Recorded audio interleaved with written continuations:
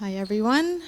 This is uneasy for me, and I will be sharing some vulnerable times, which likely will make me cry, but I'm okay and I will be okay, so just bear with me. For those who don't know, my name is Christine. One second.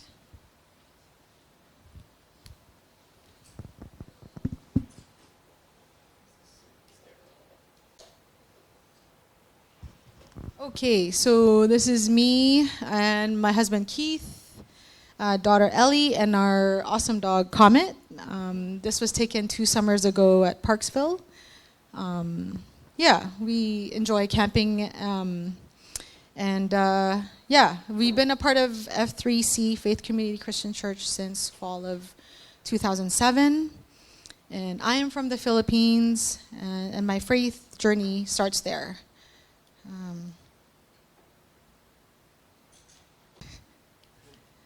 Okay, there. This is my mom and my dad. Okay.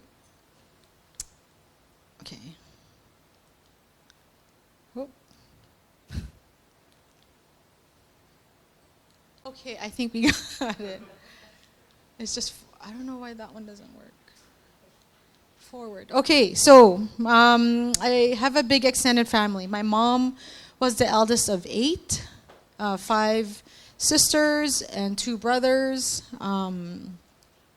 She grew up she was brought up Christian and went to Christian school and Anglican church on Sundays. Then there's my dad, also the eldest of 8. He also has 5 sisters and another brother. Right. So there's 8 of them. And as you can see, I have a lot of cousins at the bottom of the picture there. So growing up, it was very lively, lots of gatherings with relatives. On Saturdays, we would get together with my dad's side. And on Sundays, we would get together with my mom's side. I didn't spend as much time with friends. It was mainly cousins. So growing up in the Philippines, the culture is very group-oriented and very family-based and Catholic as well. So I was baptized as an infant and was welcomed initially by God then. Okay, so this is me and my younger sister. She's 3 years younger than me. She would have been 3 or 4 around here, and I would be 6, 7 around this age.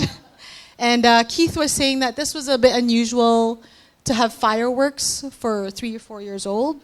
But, in the Philippines, it's okay. As they say, it's more fun in the Philippines. So, and then I have an older brother who's 3 years older than me.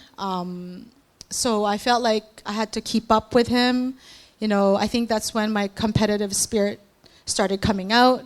And because he's the eldest son of the eldest son, he's like super important, right? Like in the Chinese culture, it's a big deal. So I had to really step up my game, like as a younger sister. So anyhow, but we're super close. We still are. We survived even though we did some crazy things as kids. Here I am, if you can find me. This is, I went to an all-girls Catholic school, Immaculate Conception Academy. This was probably grade 5. So that's my class. And I was introduced to Jesus early in life. Growing up in a Catholic home made me aware of God at an early age. And then growing up in the upper middle class was very comfortable. So this was part of the catechism. So angelic, right? So we moved to Canada in the early 90s due to the corrupt government and seeking better education. It wasn't until moving to a new country, different lifestyle, opposite culture, more individualistic, and our nuclear family splitting up made things challenging. So my dad would be working in the Philippines while my mom and the three of us kids were in Vancouver. It was hard seeing my mom, lonely, having to make new friends, leaving relatives, familiar habits and lifestyle. And then, although I was the helpful and awesome daughter, it was hard for my mom to solo parent 3 kids in a new city. We would have been prime teenage and tween years, probably 15, 12, and 9.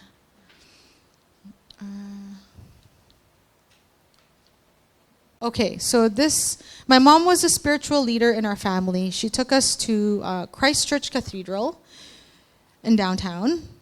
She had grown up Anglican, and that was our second welcome to Christ family, Christ Church Cathedral was our church for a number of years. We served there, and I even helped out as an altar girl. They had Sunday school, but only with a handful of kids. I think my mom saw we needed more peers, and by God's blessing and timing, there she got reacquainted with her old classmate from the Philippines, who happens to be Elder Rob, over there, Rob's mom's sister, so Auntie Yvonne. So my mom, looking out for us, took us to Lord's Grace Church, where the beginning of long-time friendships were established. The welcome of Christian friends were warm, friendly, fun, and sincere. Sometimes they were overly persistent and inviting, but those were the first interactions with brothers and sisters in Christ. Just another picture of the inside of Christ Church Cathedral. It's really nice inside. And then, long-time friendships. Yeah. Fellowship lasted through high school, university, and then even post-university, some of them I keep in touch with here. Living the life with fellow believers, sticking it out through first loves, open sharing, like heartaches, breakups. There's some core memories, like some tears, but also the beginning of Bible studies, praying together, and living out the faith.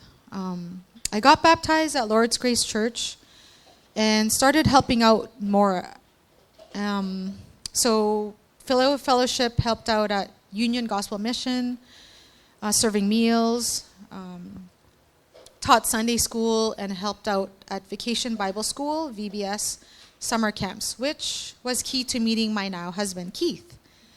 I also participated in mission trip to South Africa in 2007, and Robin Praise will be there too. Okay. So there's Will and Gislan, Elder Will and Gislan, parents of Josh and James over there.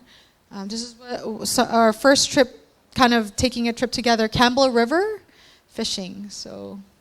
And there's Praise and Elam, if you can recognize, and my friend Kit, who I met through Lord's Grace Church. We did Total Growth together, and you'll hear more about it later.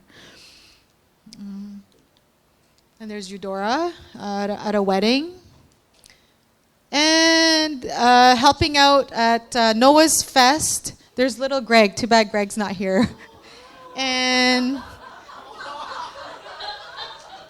yeah, there's James. This is little James over here. So we go way back, So, yeah. And this is in South Africa in 2007, where we helped out.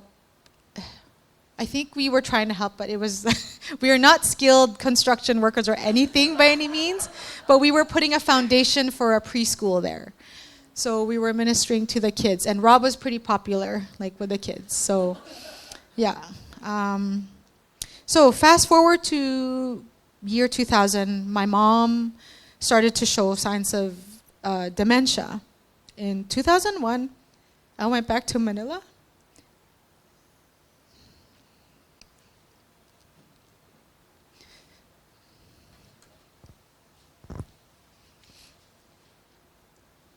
I went back to Manila to please my dad. He had hopes of me helping take care of the family business, but with such a catch here in Vancouver and a leap of faith, I came back to Canada. In 2003, we got married. A few years later, there were many challenges. In 2005, Keith got cancer. I wondered if I had made the right decision, if we were going to have kids.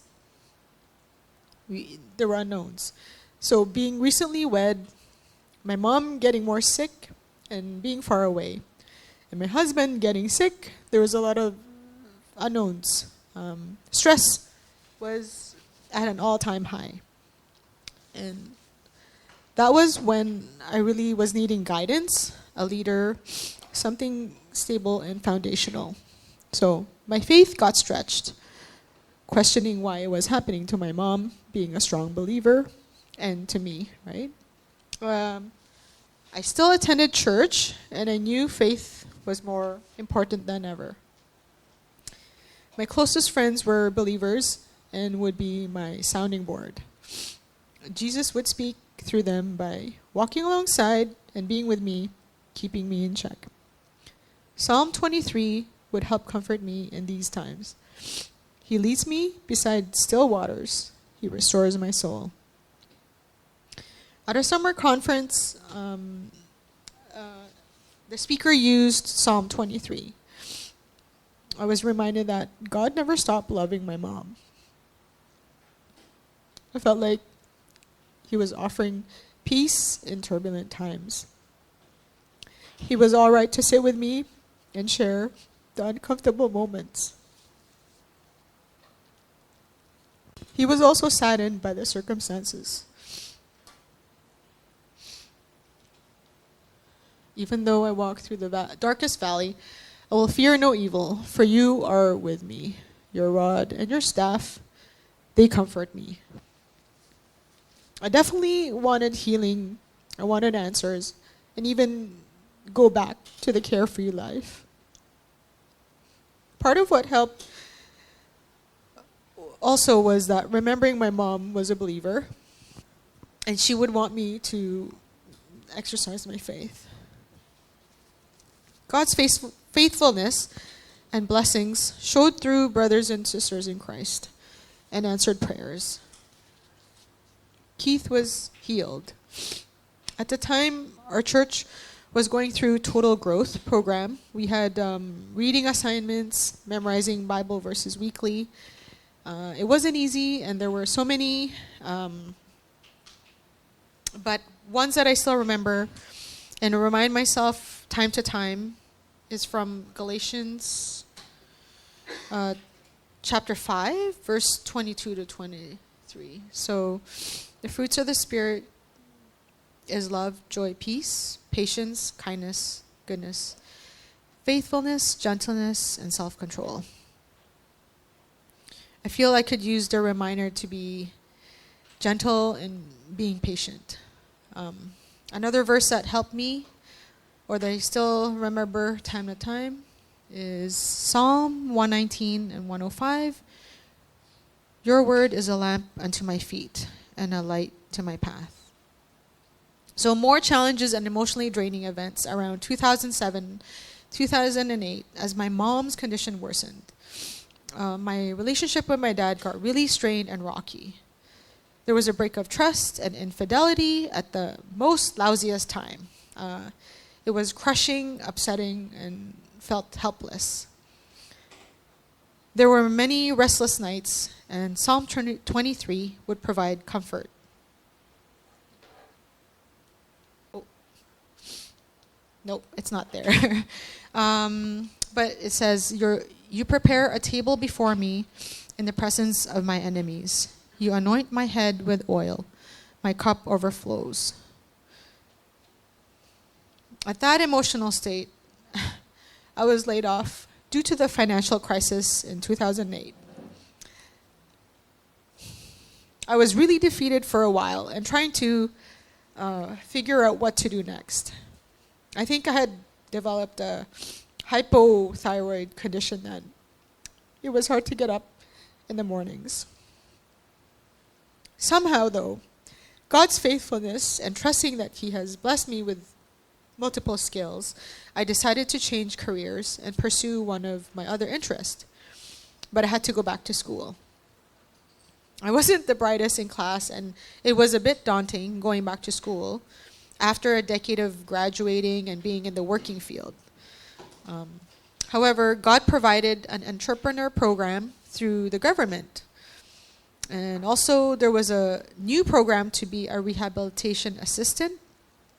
And we would only be the second class through the program. So that was really God's provision. So I went through the program, 2-year program.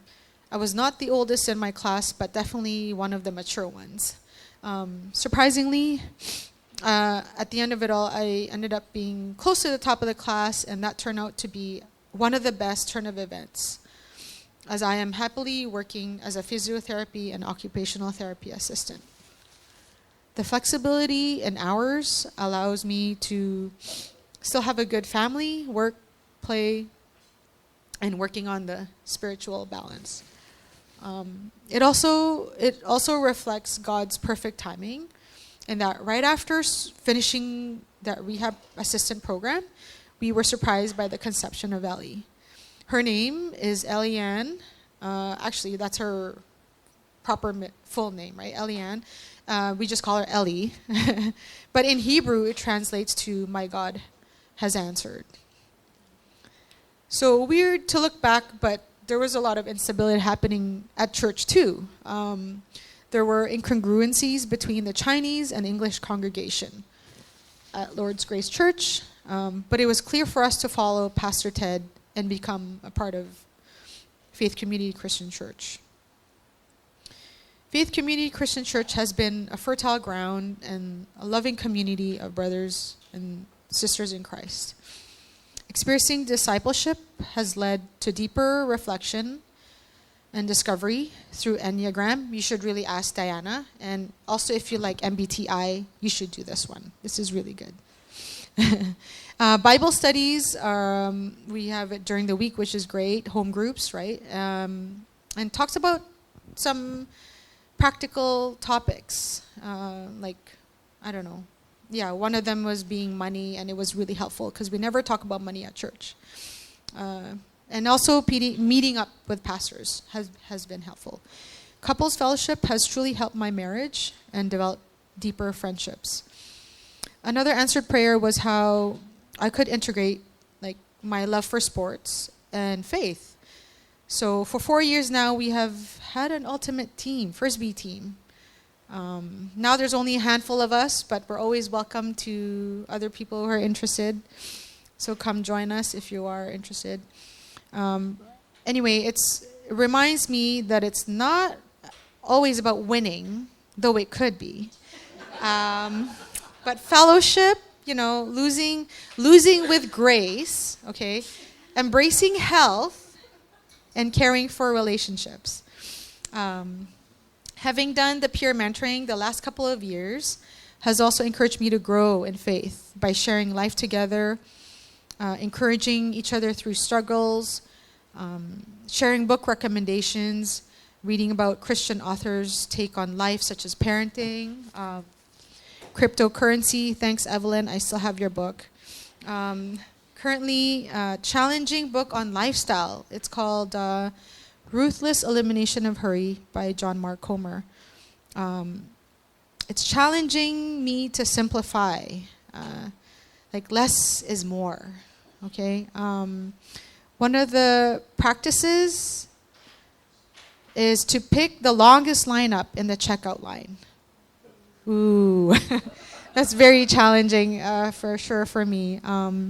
Also keeping Sabbath, like keeping one day free. I mean, that is a work in progress, but working towards that. So I'm really trying hard not to maximize and fill my time with activities, but rather slowing down and making space for Jesus. So lately I've had conversations with friends, and time and again I've been reminded to ask my motivation for doing things. How is my heart when I serve my clients, right? when I drive, or even treat family. So back in university, deciding which field to get into or what to do, God cared, but not really with the specifics, as He gives us freedom to choose, and He has used me, and He will use me in the future as well. So I'm hoping that you have been encouraged, and that no matter what disappointments, disasters, internal turmoil, to reflect God's faithfulness in the past. He is loving, works wonders. His timing is perfect. To remember that His goodness and mercy all the days of my life, and I shall dwell in the house of the Lord forever. Thank you.